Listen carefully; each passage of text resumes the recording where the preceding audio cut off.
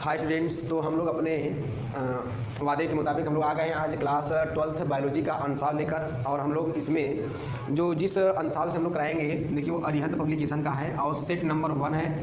348 WG इसका code है। ठीक है, तो हम लोग सेट नंबर 1 जो है कि पेपर करने जा रहे हैं। और याद रखिएगा पब्लिकेशन किसका है, अरिहंत का। तो पहले हम लोग अरिहंत करेंगे, उसके बाद फिर देखेंगे दूसरे पब्लिकेशन नवीन का अगर मिलेगा तो उसको भी हम लोग करेंगे। तो हम लोग इसको स्टार्ट करते हैं। और स्टूडेंट्स मान चलिए कि आपका जो एक वीडियो है यानी एक जो सेट होगा वह 2 से 3 लेक्चर में आपको मिलेगा। तो हम लोग स्टार्ट करते हैं। और याद रखिएगा, ध्यान दीजिए कि आपकी स्क्रीन पर एक पेपर जो है जो सेट है वो आपको फोटो ग्रुप में दिखाया जाएगा। आप लोग उसमें प्रॉपरली देखिए और हम जो क्वेश्चन सॉल्व करें उसको प्रॉपर समझिए। ठीक है, तो चलिए स्टार्ट करते हैं। देखिए आपका क्वेश्चन नंबर पहला है, मल्टीपल चॉइस टाइप में है, बहुविकल्पीय है। इसमें दिया है निभाग पाया जाता है। क्या क्वेश्चन दिया है, निभाग पाया जाता है। तो निभाग यानी आप जानते हैं निभाग किसको कहते हैं, इसको इंग्लिश में कहते हैं शैलजा। क्या कहते हैं, शैलजा कहते हैं। निभाग किसको कहते हैं, शैलजा को कहते हैं। तो देखिए अब ये निभाग कहाँ पाया जाता है, जब आप स्ट्रक्चर बनाते हैं ओव्यूल का, तो आप जब ऐसा स्ट्रक्चर बनाते हैं ओव्यूल से बनते हैं ना, इसको हम लोग हिंदी में कहते हैं बीजांड। बीजांड का स्ट्रक्चर जब हम लोग बनाते हैं तो जो बीजांड होता है इसमें ये चारों तरफ से क्या होता है, घिरा होता है। इस लेयर को हम लोग कहते हैं इंटेगुमेंट। क्या कहते हैं, इंटेगुमेंट कहते हैं। ठीक है, तो ये हो गया इंटेगुमेंट। और ये इंटेगुमेंट चारों तरफ है, जब एक जगह नहीं है इसको हम लोग कहते हैं माइक्रोपाइल। क्या कहते हैं, माइक्रोपाइल हिंदी में कहते हैं बीजांड द्वार। और बीजांड द्वार के अपोजिट वाला जो भाग होता है ना, ये वाला भाग, इसी को हम लोग कहते हैं शैलजा यानी निभाग। क्या कहते हैं, शैलजा यानी निभाग। तो क्वेश्चन क्या दिया हुआ है, दिया है निभाग पाया जाता है। कहाँ पाया जाता है, परागकण में, बीजांड में, भ्रूणपोष में या इन सभी में। किसमें पाया जाता है, आपका ऑप्शन कौन सा सही है, ऑप्शन नंबर दूसरा सही है। किसमें, बीजांड में पाया जाता है। क्या, निभाग। क्लियर। अगला क्वेश्चन है, देखिए तो खाद्य श्रृंखला में मनुष्य कहाँ पर है। देखिए दिया हुआ है उत्पादक में, अपघटनकर्ता में, उपभोक्ता में, या इसमें दिया इनमें से कोई नहीं। तो पहले देखिए पहली बात क्या दिया है, खाद्य श्रृंखला। क्या दिया हुआ है, खाद्य श्रृंखला दिया हुआ है। तो आपको ये बात समझ में आ रही होगी, इसको इंग्लिश में कहते हैं फूड चेन। क्या कहते हैं, फूड चेन। फूड चेन क्या होती है पहले समझिए। जब किसी पाइथन की बात होती है, किसी बात होती है, पाइथन की बात होती है, तो उसमें क्या होता है, एक जीव दूसरे जीव के ऊपर निर्भर रहता है। जैसे देखो यहाँ पर सबसे यहाँ पर घास है, घास के ऊपर कौन निर्भर है, कीट। और कीट किसको कौन खाता है, मेढक। और मेढक को कौन खाता है, सर्प। सर्प को कौन खा सकता है, तो देखिए चील या बाज। और चील या बाज को कौन खा सकता है, इसको खा सकता है मानव। तो याद रखिएगा मानव सबसे ऊपर होता है। और देखिए घास, देखिए इसमें आपका ऑप्शन क्या दिया है, उत्पादक। क्या दिया है, उत्पादक। उत्पादक क्या होता है, ऐसे जीव जो अपना भोजन स्वयं बनाते हैं, या कह सकते हैं ऐसे जीव जो पृथ्वी में भोजन को उत्पन्न करते हैं, उसे हम लोग क्या कहते हैं, उत्पादक करते हैं। बाकी ये जितने भी आप देख रहे हैं ये पूरा सर्कल, ये आर्ट वाल क्या है, उपभोक्ता है। क्या है, उपभोक्ता। उपभोक्ता मतलब जो पृथ्वी पर बने हुए भोजन को खाने का काम करता है उसे हम क्या कहते हैं, उपभोक्ता। या उत्पादक जो खाने का काम करता है उसे उपभोक्ता कहते हैं। इसे इंग्लिश में कहते हैं प्रोड्यूसर, इसे कहते हैं कंज्यूमर। तो देखिए मानव किसके अंतर्गत आता है, उपभोक्ता के अंतर्गत। ऑप्शन देखिए क्या है, उत्पादक, उपभोक्ता, अपघटनकर्ता, इनमें से कोई। ऑप्शन कौन सा सही आपका, ऑप्शन नंबर 3। ऑप्शन नंबर 3 सही है। क्या है, उपभोक्ता। तो मानव कहाँ आता है, उपभोक्ता के अंतर्गत आता है। क्लियर। आप देखिए अब अगला क्वेश्चन नंबर 3 है, वंशागत की इकाई है। क्या है, वंशागत की इकाई है, यानी जेनेटिक्स वाले चैप्टर से पूछा है। वंशागत यानी वंशागत की इकाई देखिए क्या होता है, बहुत ही सिंपल सा इसका आंसर है। हम लोग जानते हैं मेंडल ने क्या किया था, जब अपना एक्सपेरिमेंट किया था तो मेंडल ने कहा था कोई भी एक जो गुण होता है वो एक पीढ़ी से दूसरी पीढ़ी में जाता है। किसके द्वारा जाता है, उन्होंने कहा कि कोई ना कोई कारक है, फैक्टर। मेंडल ने क्या कहा था, कारक। कारक यानी फैक्टर कहा था। और मेंडल को इस कारक या फैक्टर के बारे में जानकारी थी नहीं कि वह कारक या फैक्टर क्या है। उन्होंने बस कह दिया सिंपली कि भैया कोई ना कोई कारक होगा जो क्या करेगा, लक्षणों को एक पीढ़ी से दूसरी पीढ़ी लेकर जाता है। बाद में लोगों को पता चला, वैज्ञानिकों की, वह क्या है, डीएनए है। और वह डीएनए का छोटा से छोटा अणु जो किसी एक लक्षण को एक पीढ़ी से दूसरी पीढ़ी में लेकर चला जाता है उसे हम लोग क्या कहते हैं, जीन कहते हैं। क्या कहते हैं, जीन। इसका ऑप्शन कौन सा सही होगा, जीन। आंसर कौन सा होगा, जीन। देखिए वंशागत की इकाई कौन सी है, ऑप्शन नंबर 1 जीन रूप, नंबर 2 गुणसूत्र, नंबर 3 गाल्जी का, और नंबर 4 क्या दिया है, जीन। इसका ऑप्शन कौन सा सही है भैया, आपका चौथा, यानी जीन आपका क्या है, सही है। चलिए अगला देखिए क्वेश्चन क्या दिया है, लिंग संलग्न गुण से आप क्या समझते हैं, मानव में किन्हीं 2 लिंग संलग्न गुणों के नाम लिखिए।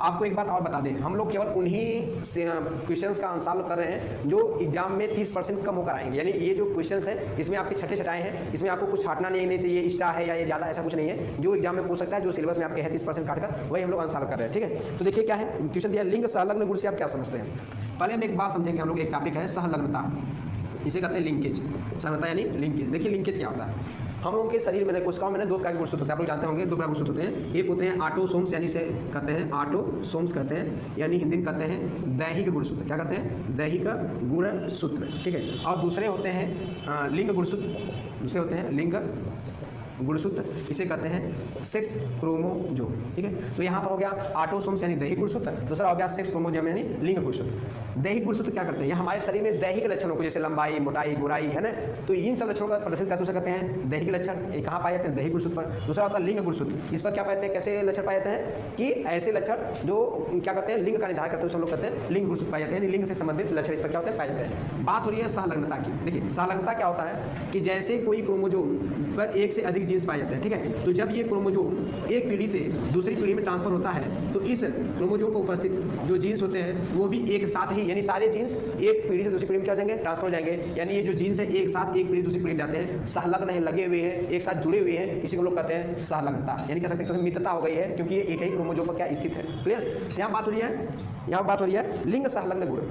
क्या बात है, लिंग सहलग्न गुण। तो देखिए होता क्या है, कुछ ऐसे लक्षण होते हैं जो होते हैं दैहिक, कैसे होते हैं, दैहिक लक्षण होते हैं, लेकिन वो पाए कहाँ जाते हैं, लिंग गुणसूत्रों पर। कुछ ऐसे लक्षण होते हैं जो दैहिक होते हैं लेकिन कहाँ पाए जाते हैं, लिंग गुणसूत्रों पर। उसे हम लोग कहते हैं लिंग सहलग्न गुण। क्या कहते हैं, लिंग सहलग्न गुण, यानी सेक्स लिंक्ड कैरेक्टर्स, है ना। तो लिंग सहलग्न गुण इसी को कहते हैं, यानी कुछ दैहिक लक्षण जो कहाँ उपस्थित होते हैं, लिंग गुणसूत्र पर उपस्थित होते हैं, उसे हम कहते हैं लिंग सहलग्न लक्षण। कहते आपको समझ में आ गया लिंग सहलग्न लक्षण क्या है, कि ऐसे दैहिक लक्षण जो कहाँ उपस्थित होते हैं, लिंग गुणसूत्र होते हैं, उसे हम कहते हैं लिंग सहलग्न लक्षण। और ये लिंग सहलग्न लक्षण है, कहा कि मानव में किन्हीं 2 लिंग सहलग्न लक्षणों के नाम लिखिए। तो मानव में 2 लिंग सहलग्न लक्षण कौन कौन से भैया, तो देखिए इसमें नंबर 1 लक्षण आ जाता है, आप सभी लोगों को पढ़ा होगा, वर्णांधता। क्या होता है, वर्णांधता। तो याद रखते हैं वर्णांधता क्या है, लिंग सहलग्न लक्षण किस लिंग पर, किस गुणसूत्र पाया जाता है, यक्ष पर। दूसरा होता है हीमोफीलिया। क्या होता है, हीमोफीलिया। तो हीमोफीलिया भी कैसा लक्षण है, यक्ष सहलग्न है, यक्ष लिंग गुणसूत्र संलग्न है, ठीक है। तो ये 2 आपके इंपॉर्टेंट कर सकते हैं कि लिंग सहलग्न लक्षण। वर्णांधता में क्या होता है कि किसी भी व्यक्ति जिसको वर्णांधता होता है उसको लाल और हरे रंग की पहचान नहीं हो पाती है। और हीमोफीलिया में क्या होता है कि जब आपका ब्लड बहने लगेगा चोट के कारण या किसी वजह से, तो आपका जो ब्लड होता है उसका क्लॉटिंग नहीं होता है। ये दोनों रोग हैं। क्लियर। चलिए तो आपको समझ में आ गया। अगला क्वेश्चन देखिए दिया हुआ है, पुनरुत्थ द्वारा प्रजनन करने वाले किन्हीं 2 जंतुओं के नाम। तो याद रखिएगा कि ये क्वेश्चंस आपके एग्जाम में नहीं है, इसको हम लोग सॉल्व नहीं करेंगे। किन्हीं 2 आभासी फलों के नाम लिखिए।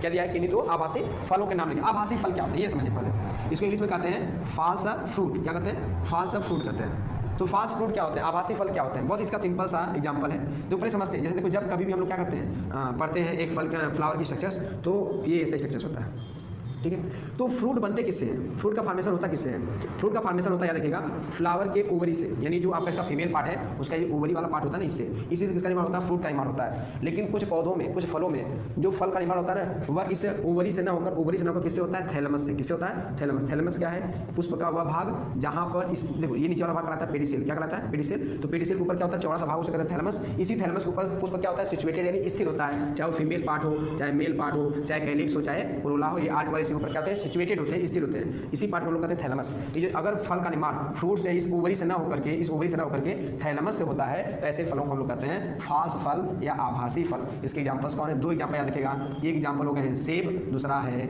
नाशपाती, ठीक है। तो 2 प्रकार के फल होते हैं, सेब और नाशपाती। तो दोनों याद रखिएगा कि सेब और नाशपाती दोनों के दोनों क्या है, आभासी फल है। क्यों आभासी फल है, इनका निर्माण कैसे होता है, थैलमस से होता है। क्लियर। चलिए अगला क्वेश्चन देखिए आपका दिया हुआ है कि जलीय परागण करने वाले किन्हीं 2 पौधों के नाम लिखिए। तो यानी ऐसे परागण क्या होता है, आप लोग जानते हैं कि परागकण का पुष्प के परागकोश से निकल करके, देखो इस तरीके से कुछ समझ सकते हैं, ये हो गया फ्लावर, इसके ऊपर ये हो गया एंथर, ये हो गया आपका एंथर यानी परागकोश, और इस परागकोश से क्या निकलते हैं, परागकण यानी पॉलन ग्रेन निकलते हैं। क्या निकलते हैं, पॉलन ग्रेन। पॉलन ग्रेन का मतलब क्या होता है, परागकण। क्या होता है, परागकण, ठीक है।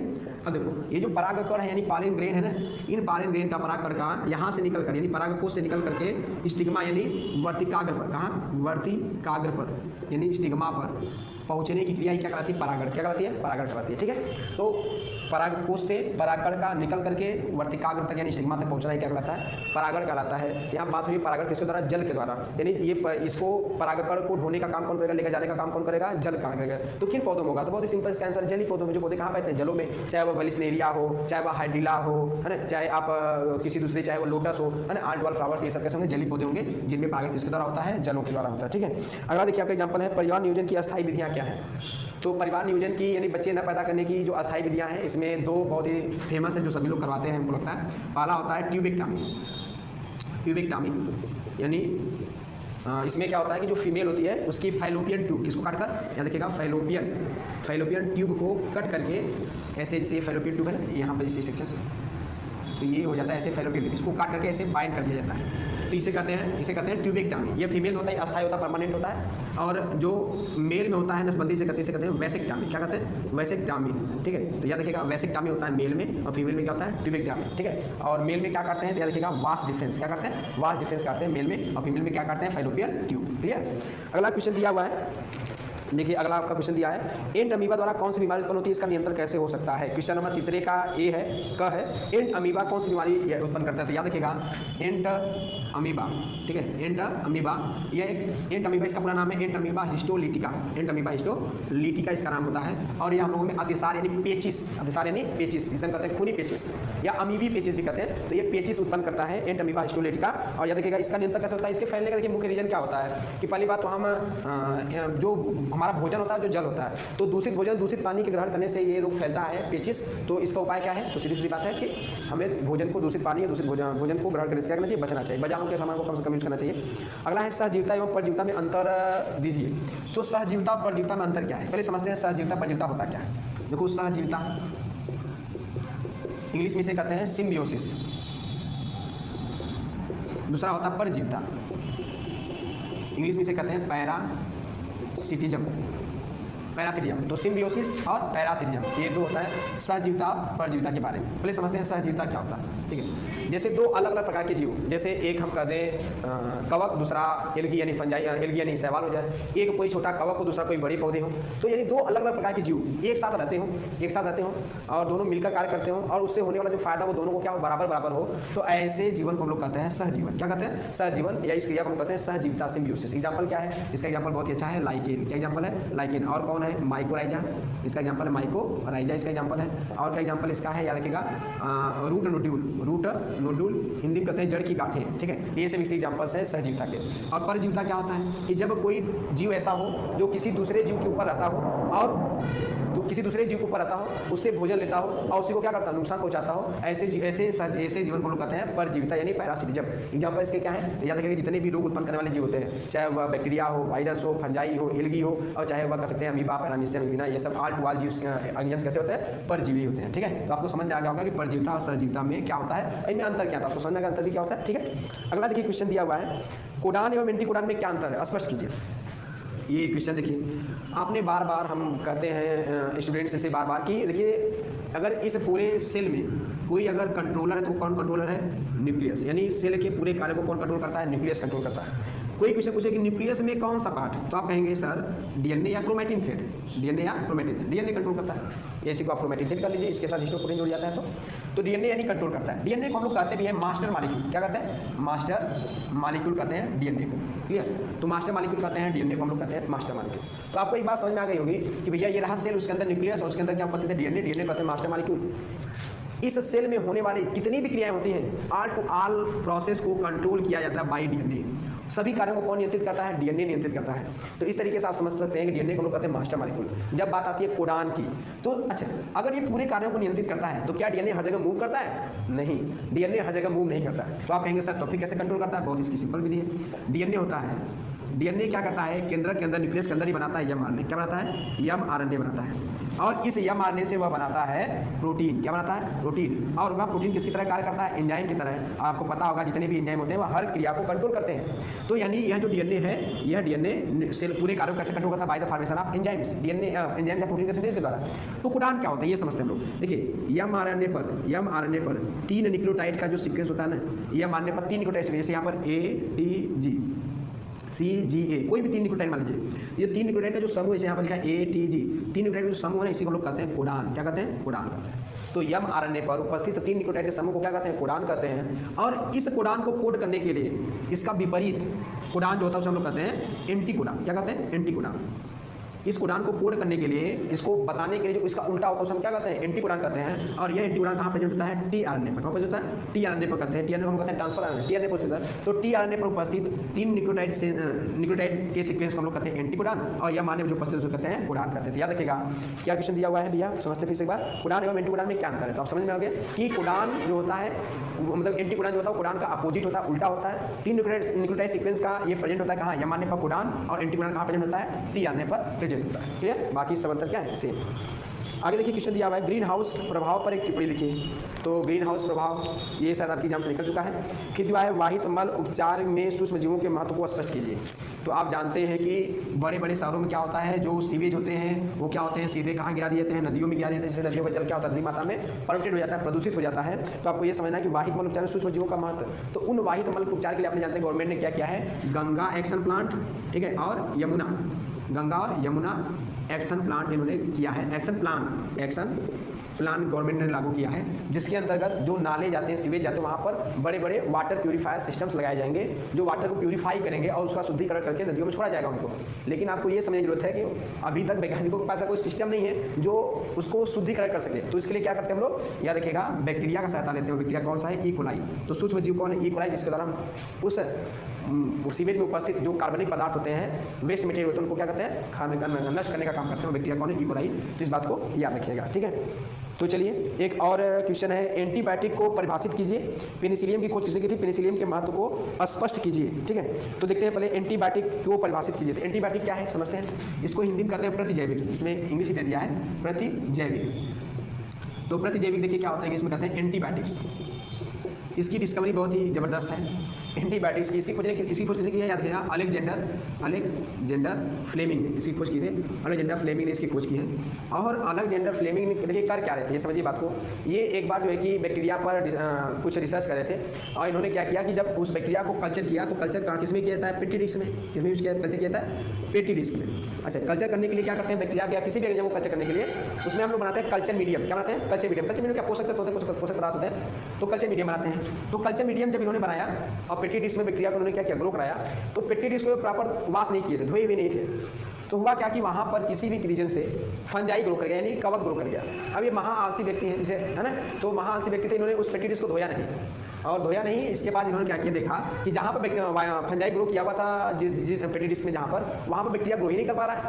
तो इन्होंने एक हफ्ते 2 हफ्ते बाद देखा बैक्टीरिया वहाँ ग्रो ही नहीं कर पा, मन में कुछ जागा दिमाग में। इन्होंने क्या किया कि उसको पता किया कि आखिर केमिकल क्या है। तो उन्होंने देखा कि जो फंजाई है, फंजाई कौन सा था? याद रखिएगा, फंजाई का नाम पेनिसिलियम। क्या नाम था? पेनिसिलियम। तो पेनिसिलियम नोटेटम, इसका नाम पूरा है पेनिसिलियम नोटेटम। और पेनिसिलियम नोटेटम जो है उसे वो क्या कर रहा था कि वह केमिकल रिलीज कर रहा था जिससे बैक्टीरिया मर जा रहे थे। उस केमिकल का नाम क्या था? याद रखिएगा, उस केमिकल का नाम रखा गया पेनिसिलिन। क्या रखा गया? पेनिसिलिन, याद रखिएगा।